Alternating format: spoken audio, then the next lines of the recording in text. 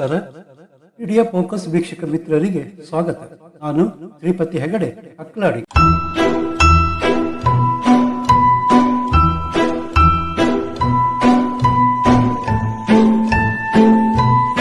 ಯಕ್ಷಗಾನ ಅಭಿಮಾನಿಗಳು, ಪುರಾಣ ಪ್ರಿಯರಿಗೆ ರಕ್ತ ಬೀಜಾಸುರನ ಕತೆ ಗೊತ್ತು.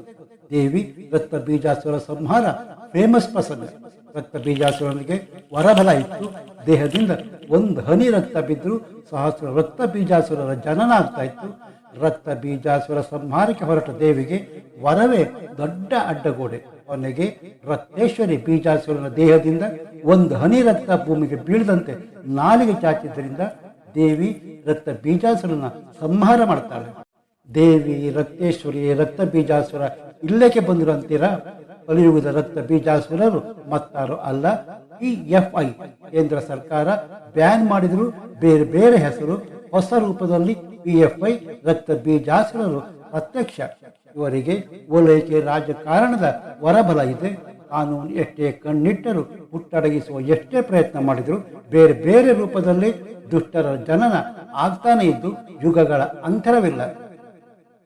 ಗೆಳೆಯರೇ, ಕೇರಳ ಬಿಜೆಪಿ OBC ಮೋರ್ಚಾ ರಂಜಿತ್ ಶ್ರೀನಿವಾಸ್ ಹತ್ಯೆ ಎಷ್ಟು ಕ್ರೂರವಾಗಿತ್ತು ಅಂದ್ರೆ ಕೇರಳ ತಾಲೂಕು ನ್ಯಾಯಾಲಯ 15 ಜನರಿಗೆ ಮರಣ ದಂಡನೆ ಶಿಕ್ಷೆ ವಿಧಿಸಿತ್ತು.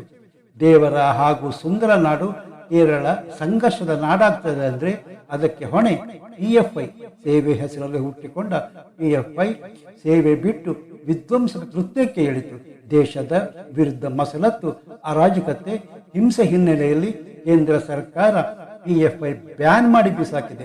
ಆದರೆ ಯೂನಿಫಾರ್ಮ್ ಹಾಕಲ್ಲ, ರಸ್ತೆಯಲ್ಲಿ ಮಾರ್ಚ್ ಪಾಸ್ಟ್ ಮಾಡಲ್ಲ, PFI ಹೆಸರೂ ಇಲ್ಲ. ಆದರೆ PFI ಬೇರೆ ಬೇರೆ ರೂಪದಲ್ಲಿ ಜೀವಂತ. ಅದಕ್ಕೆ ಹೇಳಿದ್ದು ಬೀಜಾಸುರರ ಸಂತಾನ ಅಂತ. ಮಂಗಳೂರು ಪ್ರವೀಣ್ ನೆಟ್ಟಾರ್ ಕೊಲೆ ಹಿಂದೆ PFI ಇತ್ತು. ಪ್ರವೀಣ್ ಹತ್ಯೆಯೇ PFI ಬ್ಯಾನಿಗೂ ಕಾರಣ. ಆದರೆ ಇತ್ತೀಚೆಗೆ ನಡೆದ ಸುಭಾಷ್ ಶೆಟ್ಟಿ ಹತ್ಯೆಯಲ್ಲೂ PFI ಕೈವಾಡವಿದ್ದು NIA ತನಿಖೆ ಬಯಲು ಮಾಡಿದೆ. ಅದೇನೇ ಇರಲಿ, PFI ಅದೆಂತ ಅಪಸವ್ಯಕ್ಕೆ ಕೈ ಹಾಕಿತ್ತು ಅಂದ್ರೆ PFI ರಿಪೋರ್ಟರ್ ವಿಂಗ್ ಕೇರಳದಲ್ಲಿ ಸುಮಾರು 950ರಿಂದ 977 ಜನರ ಹಿಟ್ ಲಿಸ್ಟ್ ಮಾಡಿದೆ. ಅದರಲ್ಲಿ ಮಾಜಿ ಜಿಲ್ಲಾ ನ್ಯಾಯಾಧೀಶರು, ರಾಜಕಾರಣಿಗಳು, RSS ಕಾರ್ಯಕರ್ತರು, ಹಿಂದೂ ಸಮುದಾಯದ ಪ್ರಮುಖರ ಹೆಸರಿದೆ. PFI ಮತ್ತೆ ದುಷ್ಕೃತ್ಯಕ್ಕೆ ಮುಂದಾಗ್ತಾ ಇದೆಯಾ? PFI ಹುಟ್ಟು, ಅದರ ಹಿನ್ನೆಲೆ, ದೇಶದಲ್ಲಿ ನಡೆಸಿದ ವಿಧ್ವಂಸಕ ಕೃತ್ಯ ಏನು ನೋಡೋಣ ಬನ್ನಿ.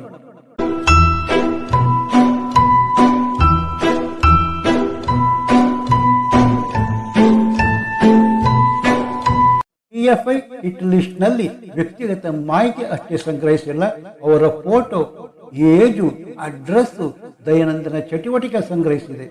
ಲಿಸ್ಟ್ ಇರುವವರು PFI hit target. Secret PFI ಅಧ್ಯಯನ ಶಿಬಿರದಲ್ಲಿ ಪತ್ತೆಯಾದ ದಾಖಲೆಯಲ್ಲಿ ಕೃತ್ಯ ಬಯಲಾಗಿದೆ. ಗೆಳೆಯರೆ, PFI ಪ್ಲಾಟ್ಫಾರ್ಮ್ ಏನು ಗೊತ್ತಾ? ಇಂಡಿಯಾ ಟುವರ್ಡ್ಸ್ ರೂಲ್ ಆಫ್ ಇಸ್ಲಾಂ 2047 ಎಂಬ PC ಮೂಲಕ ಡೊಮಿನಿಯೇಷನ್ ಪಡೆಯುವುದು, ಗಣರಾಜ್ಯ ಬದಲಾಯಿಸುವ ಕೆಲಸ ನಿರ್ವಹಿಸಲಾಗುತ್ತಿತ್ತು ಎಂದು NIA ಹೇಳಿದೆ.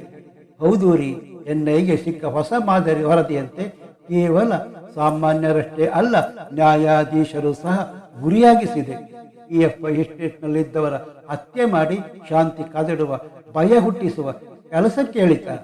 ಪಾಪ್ಯುಲರ್ ಫ್ರಂಟ್ ಆಫ್ ಇಂಡಿಯಾ ಹೆಸರು ಕೇಳಿದ ಕ್ಷಣ ಕೇರಳ ಪಾಲಕ್ಕಾಡಿನಲ್ಲಿ ನಡೆದ ಗಲಾಟೆ ನೆನಪಾಗುತ್ತೆ.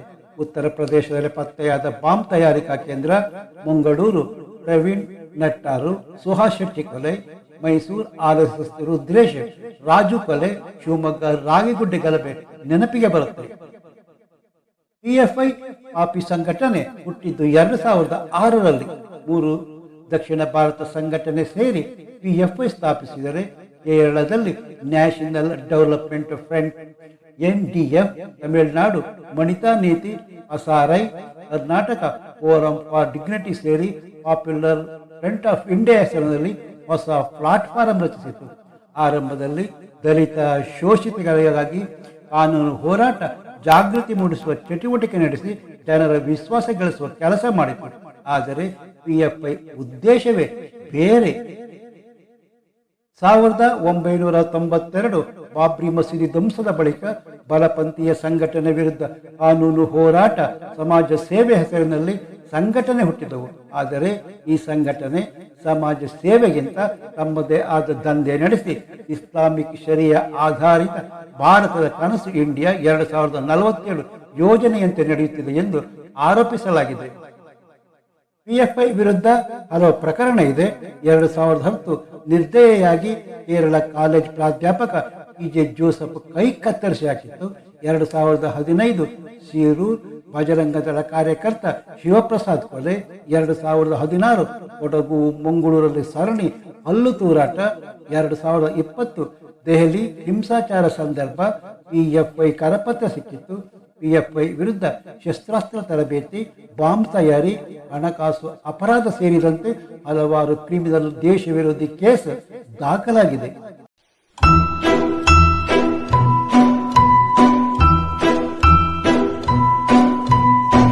ಇಂಡೋನೇಷಿಯಾ, ದಕ್ಷಿಣ ಆಫ್ರಿಕಾ ಮೊದಲಾದ ದೇಶಗಳಿಂದ ಪಿಎಫ್ಐಗೆ ಹಣ ಹರಿದು ಬಂದಿದೆ ಎಂಬ ಕೆಲ ತನಿಖಾ ವರದಿ ಉಲ್ಲೇಖಿಸಿದೆ. ಎನ್ಐಎ ಹಾಗೂ ಇಂಟೆಲಿಜೆನ್ಸ್ ವರದಿಗಳ ಪ್ರಕಾರ ಪಿಎಫ್ಐಗೆ ಹಣ ಪಾಕಿಸ್ತಾನದ ಐಎಸ್ಐ ಲಿಂಕ್, ಮಿಡಲ್ ಈಸ್ಟ್ ಕೆಲ ಚಾರಿಟಿ ಸಂಸ್ಥೆ, ಕಟಾರ್, ಯುಎಇ ಮೂಲದ ವ್ಯಕ್ತಿಗಳ ಮೂಲಕ ಹಣ ಹರಿದು ಬಂತು ಎಂದು ಹೇಳಲಾಗುತ್ತದೆ. ಮಧ್ಯಪೂರ್ವ ಹಣ ಸಂಗ್ರಾಹಕ ಶಾರಿಫ್ ಅಬ್ದುಲ್ ರೆಹಮಾನ್, ಇನ್ನೊಬ್ಬ ಮೊಹಮ್ಮದ್ ಅಶ್ರಫ್ ಅಲಿ ಐಎಸ್ಐ ಸಂಪರ್ಕ ಕಾರಣ ಇಂಟರ್ಪೋಲ್ ಲುಕೌಟ್ನಲ್ಲಿದ್ದಾನೆ ಎನ್ನಲಾಗುತ್ತೆ. ಮಂಗಳೂರು ನಗರ ಬಜ್ಪೆ ಬಳಿ ನಡೆದ ಹಿಂದೂ ಕಾರ್ಯಕರ್ತ ಸುಹಾಸ್ ಶೆಟ್ಟಿ ಕೊಲೆ ಪ್ರಕರಣ ಎನ್ಐಎ ತನಿಖೆ ನಡೆಸುತ್ತಿದೆ. 12 ಆರೋಪಿಗಳು ಬಂಧಿಸಿದ್ದು ವಿಚಾರಣೆಯಲ್ಲಿ ಸ್ಫೋಟಕ ಮಾಹಿತಿ ಬಾಯ್ಬಿಟ್ಟಿದ್ದಾರೆ ಎನ್ನಲಾಗುತ್ತೆ. ಪಾಪ್ಯುಲರ್ ಫ್ರಂಟ್ ಆಫ್ ಇಂಡಿಯಾ 19 ಜೀವ ಬಲಿ ಪಡೆದ ಪೌರತ್ವ ತಿದ್ದುಪಡಿ ಕಾಯ್ದೆ ವಿರುದ್ಧದ ಹಿಂಸಾತ್ಮಕ ಪ್ರತಿಭಟನೆಯಲ್ಲಿ ಭಾಗಿಯಾಗಿದೆ ಎಂದು ಶಂಕಿಸಲಾಗಿದೆ. ಯುಪಿ ಸರ್ಕಾರ ಪಿಎಫ್ಐ ಮತ್ತು ಅದರ ರಾಜಕೀಯ ಪಕ್ಷ social democratic party of India SDPI ಹಿಂಸಾಚಾರದ ಸೂತ್ರಧಾರಿ ಮತ್ತು ಪ್ರಚೋದಿಸುತ್ತಿದೆ ಎಂದು ಆರೋಪಿಸಲಾಗಿದೆ. ಪಿಎಫ್ಐ ರಾಜಕೀಯ ಪಕ್ಷ ಎಸ್ಡಿಪಿಐ 2010ರಲ್ಲಿ ಭಾರತದ ಚುನಾವಣಾ ಆಯೋಗದಲ್ಲಿ ಹೆಸರು ನೋಂದಾಯಿಸಿಕೊಂಡಿದೆ.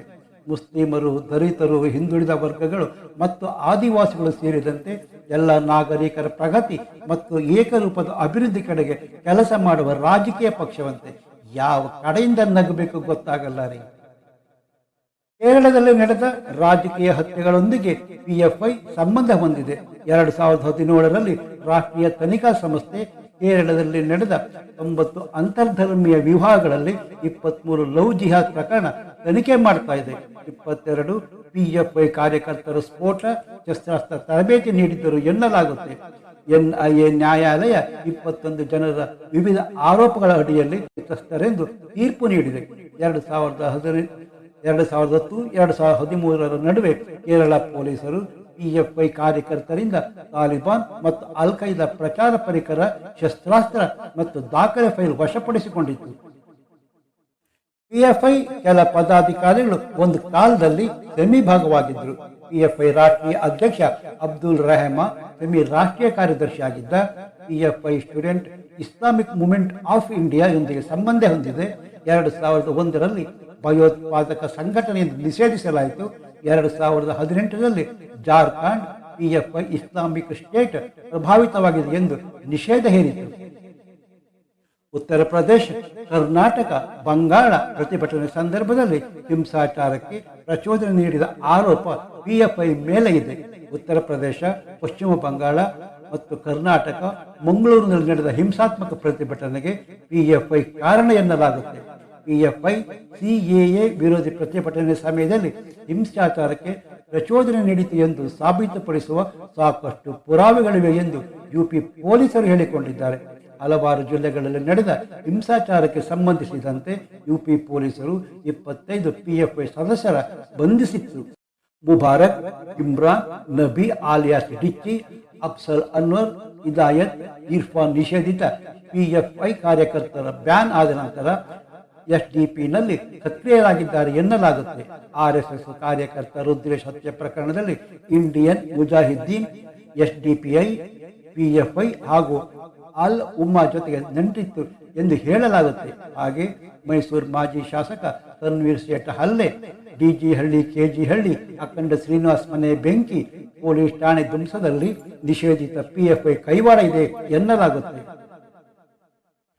ಜುಲೈ 2010ರಲ್ಲಿ ಕೇರಳ ಪೊಲೀಸರು ಪಿಎಫ್ಐ ಕಾರ್ಯಕರ್ತರಿಂದ ದೇಶೀಯ ಬಾಂಬು, ಶಸ್ತ್ರಾಸ್ತ್ರ, ಸಿಇಡಿ, ತಾಲಿಬಾನ್ ಮತ್ತು ಆಲ್ ಖೈದಾ ಪ್ರಚಾರ ಒಳಗೊಂಡ ಹಲವಾರು ದಾಖಲೆ ವಶಪಡಿಸಿಕೊಂಡಿತ್ತು.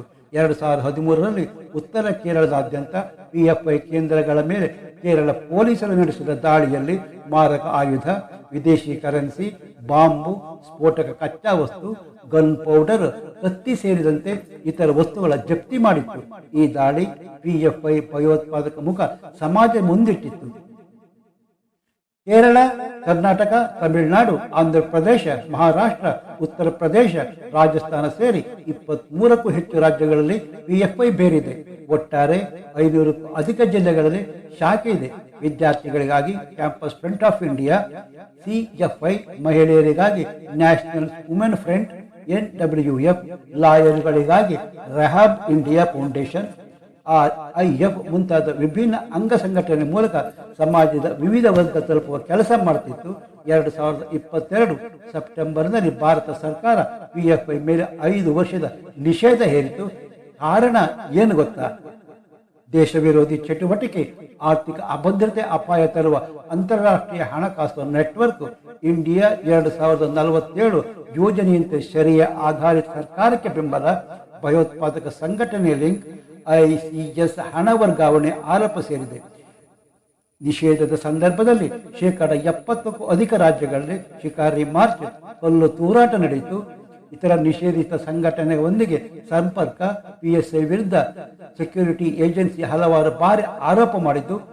Semi student Islamic movement of ಜೊತೆ ಸಂಪರ್ಕ, PFI ಪಾಕಿಸ್ತಾನ, ISI ಸೇರಿದಂತೆ ಔಟ್ಫಿಟ್ ಜೊತೆ ಸಂಪರ್ಕ ಹೊಂದಿತ್ತು ಎನ್ನಲಾಗಿದೆ. NIA ಕೇರಳ ನ್ಯಾಯಾಲಯಕ್ಕೆ ಸಲ್ಲಿಸಿದ ವರದಿಯಲ್ಲಿ ಪಿಎಫ್ಐ 950ಕ್ಕೂ ಹೆಚ್ಚು ಜನರ ಮೇಲೆ ಟಾರ್ಗೆಟ್ ಹಿಟ್ ಲಿಸ್ಟ್ ತಯಾರಿಸಿದೆ. ವಿಚಾರ ಬಹಿರಂಗವಾಗಿದೆ.